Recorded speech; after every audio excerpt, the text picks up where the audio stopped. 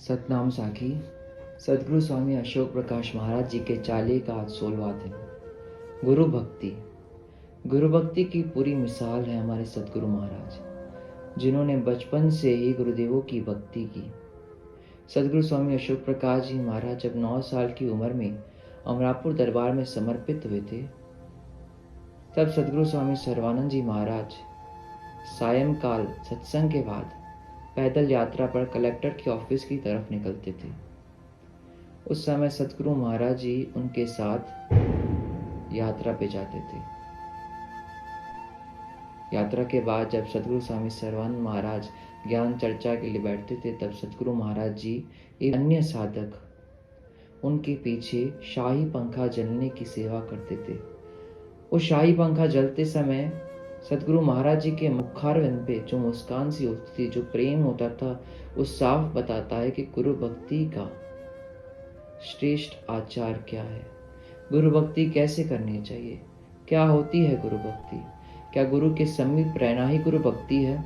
क्या गुरु को देखते रहना ही गुरु भक्ति है? नहीं, गुरु भक्ति तो उनसे दूर रहकर भी हो सकती है। गुरु भक्ति के लिए मन गुरु में हो आवश्यक है, तन गुरु के नजदीक हो यह आवश्यक नहीं है। गुरु भक्ति केवल सगुण गुरु से नहीं होती, गुरु भक्ति तो गुरु से होती है, चाहे वो सगुण अवस्था में हो चाहे निर्गुण अवस्था में हो। गुरु भक्ति के लिए शिष्य के मन में अतुल्य प्रेम हो, शिष्य के मन में अटूट विश्वास हो जरूरी है। इस श्रद्धा और विश्वास के साथ ही वो शिष्य गुरु भक्ति प्रबल बना सकता है।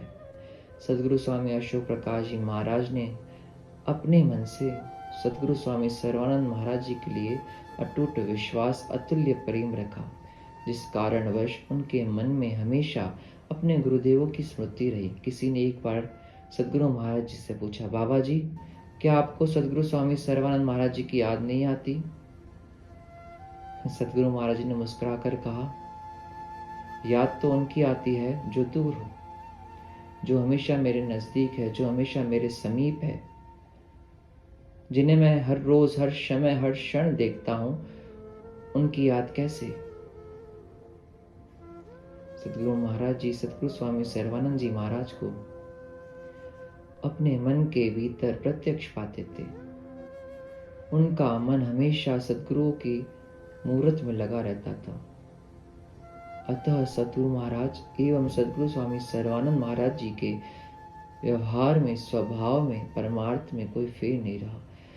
ऐसे गुरु रूप सदगुरु स्वामी अशोक प्रकाश जी महाराज को हम बार बार वंदन करते हैं। सतनाम साखी।